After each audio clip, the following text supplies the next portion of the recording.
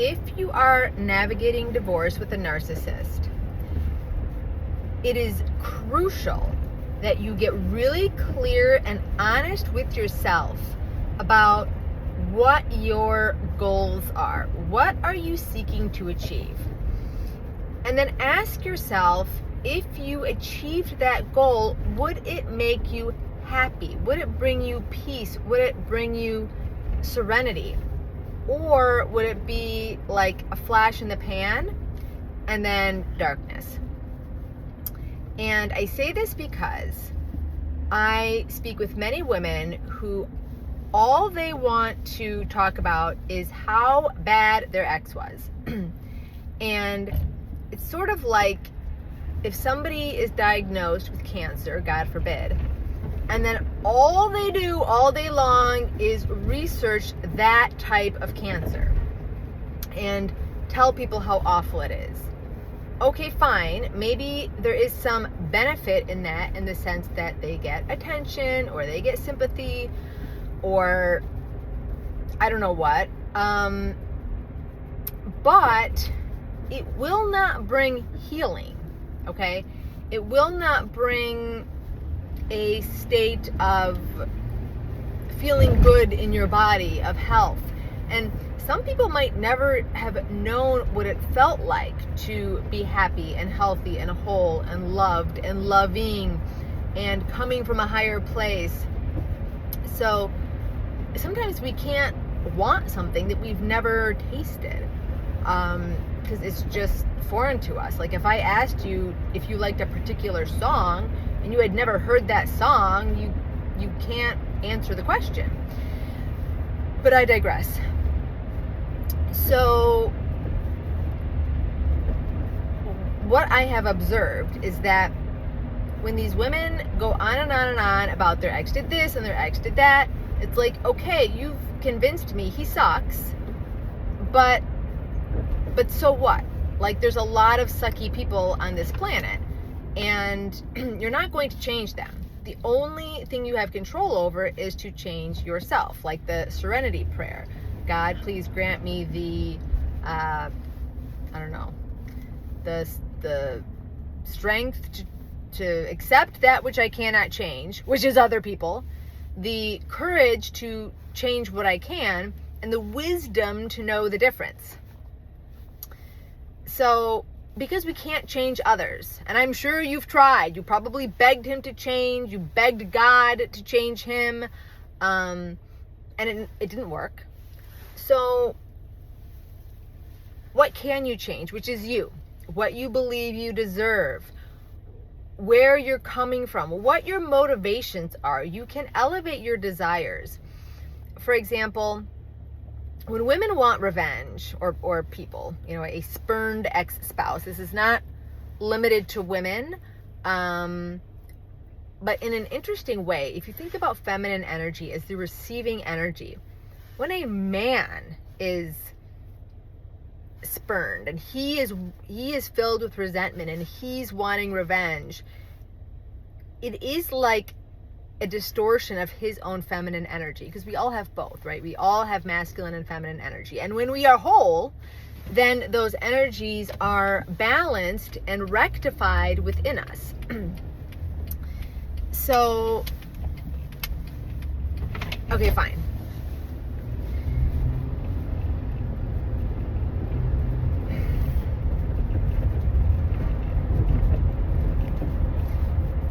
So if our desire is to be vindicated in some way, there was abuse present, and the truth is, what I have also observed is that when there's a lot of anger present, woman is very angry. On some level, she's angry at herself for tolerating it, for allowing it, for choosing him in the first place. And I would say, more than anything, it is crucial to forgive oneself when that is the case. Because that version of you didn't know any better. If she had known better, she would have done better. She would have made different choices. That version of you did the best she could with the information she had at the time. So think of it as a rough draft, right? That version of you was a rough draft version of you.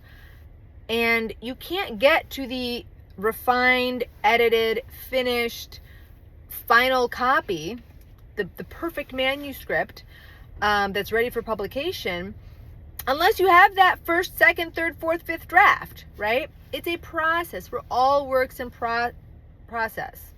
We're all works in progress. And you can even think about it as like, think of yourself as a gift to be unwrapped, right? You don't get the fruit without the peel. If I toss you an orange, before you can enjoy that sweet, juicy, tasty orange, what do you have to do? You have to peel it. So the former version of you, that former layer, was the peel. And today you, or future you, depending on where you're at in your process, is the fruit. So, if you are angry and you're wanting revenge, just try it on for size. Play with it. Ask yourself if tomorrow, if the whole world agreed with you that so-and-so was the biggest jerk on the face of the planet, right? It was like in the newspaper. Would that improve your life in any way? Even if you were awarded like $1 million as a result of this public decision, the court of public opinion, that, you know, this guy is a total jerk and you should be paid for your damages and that which you've suffered. Do you really want that identity as a victim? It's like, would you rather make money because you came up with a brilliant idea to serve humanity, and this invention or this program or service that you're offering is like going to bring so much good to the world, and you tapped into it through your own, you know, creativity, and you manifested it and you built the business and you overcame challenges and you grew and you're elevated, and the byproduct of all this was great financial abundance? Or even you did the internal work of reshaping your belief systems about what you believed you deserved and what you believed was possible? Or would you want the money because somebody beat you up and you want a lawsuit? Think about it. I'm willing to bet that you would rather have benefit through your own elevation than payment for your suffering. And it wouldn't have changed you, right? Like, if somebody was abused and they got $1 million as recompense, have they changed the underlying patterns that led to them selecting an abusive partner in the first place? No, probably not. We do learn through pain. We do learn through the school of hard knocks, but those lessons are quickly forgotten, especially when things get better. So the gift of these abusive relationships is that you have to unwrap them. They're the peel. The fruit is what you learn from it, how you grow, what it pushes you into. For example, many women who find themselves in abusive relationships come to a place where they realize that they expected their ex, their husband, their partner, the marriage itself, having a family, whatever it is, some external circumstance that was outside of them to bring them happiness. They felt some kind of inner lack and thought that once I'm married, once I have my own family, once I don't know, become a mom, then I'll be happy. But it doesn't work like that. Happiness is an inside job. And so the same circumstance that you thought would bring you happiness brought you misery. And it's the same way with the narcissist. So if we've ever learned anything about the law of attraction, and we ask ourselves, okay, if like attracts like, then how did I attract a narcissist? Because I'm not like a narcissist. It's true. But you were expecting something to bring you happiness. Another person to love you, and then you would feel loved or safe or whatever it was. And that you were still you did not have a state of equanimity. You were affected or are affected by external circumstances. Things are good, you're happy. Things are not good, you're upset. Person A does X, you're happy. Person A does Y, you're unhappy. And you're like, oh, well, that's normal. That's natural. Of course I'm going to be happy if the stock market goes up and upset if it goes down, or happy if I get my way, or unhappy if I don't. But then you're really vulnerable. Then you're always susceptible to the vicissitudes of life. You want to be steady and stable no matter what. You want to be the lighthouse in the storm. The waves are crashing up against you, but you're holding steady. You are who you are no matter what. You are Joseph, the righteous, still being true to who he was, still being Joseph, even when he's in prison, even when he's in Paro's house. So think about that. And also, that's a very short-sighted, small desire if your goal is to get revenge, to make him pay. First of all, it's like,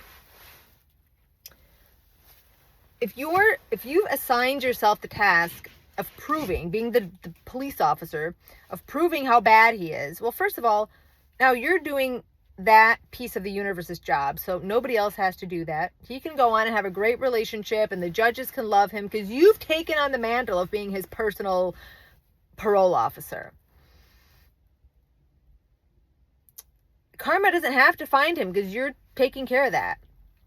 And as long as you're attached to it, as long as you need it, it can't happen, because the universe is beautifully, cleverly, mercifully arranged that when you're attached to something, when you need something, it can't come to you as a lesson, as a loving lesson from the Creator that says, if I give this thing to you and it makes you happy, I'm weakening you because you're not learning to be happy on your own. You're not seeing your own wholeness. And if that thing goes away, if I take it away, then you're going to be unhappy again.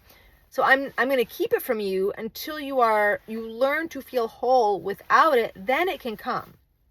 So, and this is true of people who are needy for a relationship, needy for money. Have you ever met that salesperson who has like commission breath? They aren't looking to give anything to you. They say they are, but their real motivation, which you can detect from a mile away, is for them. It's for themselves. Their desire is selfish. Their desire is to receive for the self alone. And I'm not saying we shouldn't want money. I'm not saying we shouldn't want justice. But is it for us? Is it selfishly for us alone? Or is there a higher purpose? And there is no story that illustrates this better than the story of the Scroll of Esther. And if you're not familiar with the story, I highly recommend you read it, learn it, and research or examine the difference between Vashti, who is sometimes held up as a feminist icon, and Queen Esther. They both respond to abuse.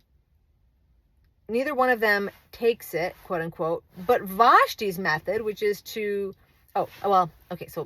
if you're not familiar with the story, very briefly, Vashti is the wife of King Ahasuerus, and he's holding a banquet, and he wants to show off how beautiful his wife is before the royal court, and he commands her to parade around wearing the royal crown, and the sages say that it was wearing only the royal crown. In other words, he wanted her to parade around naked. He was objectifying her, even if she wasn't naked, it would still be objectifying her, but it's of course really awful and terrible that he wanted her to be naked.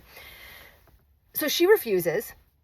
And if this sounds like, you're like, good for her, you go girl, you take a stand, you set that boundary. But the problem was, we want to look at the bottom line, which is that it wasn't effective. It wasn't productive. It actually backfired. He was being abusive. So her response was, from the men's perspective, also abusive, right? Because she embarrassed him. She humiliated him. And the response was that one of the king's advisors, or a member of his court, approached him and said, hey, you need to put forth an imperial edict that says that all women will be subservient to their husbands, from slaves, all the way up through the ranks of society. Bottom line is, it hurt other women, what she did. Then comes in Queen Esther, who, so King Ahasuerus wants a new wife because Vashti was rebellious, and obviously there's some misogyny going on. So he chooses Esther, who is quiet, demure, at least on the surface. She appears to be the total opposite of Vashti, and she does respond to his abuse, but her way is calculated, clever, respectful, and effective. And she is not in it for herself alone. It's for her people. It's not just for her own pride. Not to say that our own needs aren't worthy, but it wasn't just about her. She had a bigger picture going on. And she is really rectified feminism. Vashti is like the rough draft. Vashti is the peel. And if Vashti hadn't done what she did, she never would have been ejected as King Ahasuerus would not have removed her from her role as queen, thereby opening the gateway for Esther to come in. So again, we needed the first draft. We needed the peel. However, what worked, what was effective, was the rectified, edited version, which was Queen Esther. That was the fruit, and that was, again, it worked. We want to look at, it's not about in the moment, the emotional reaction. That feels good for a second. I'm sure Queen Vashti felt great for a moment when she's like, F you, I'm not doing that. But, excuse my language. But then it was over. It was like, again, a flash in the pan and then darkness. Queen Esther, what she did, she was able to close the circle, and a new edict was issued that was victorious. So that's what it is. Okay, I love you. I did not mean to ramble this long. I really wanted to hone in on the goal, because I think a lot of women are angry and they know they want something, but they don't really know what they want. And if it is revenge that you want, fine, admit it, and then play with it. Ask yourself, is it really what you want? What would that bring you? And anyways, we're going to go into this deeper in a different video, but this topic is really worth looking at, because when we're you can't fight darkness with darkness, right? So when we have this desire and we're thinking about somebody and, fantasizing about revenge, even if we don't admit it, you got to admit it. You can't change anything until you really look at what's in front of you. But we're like feeding the darkness, right? And the only thing that will change darkness, eliminate it, is light. So what does that look like? Be smart, be crafty, be Queen Esther.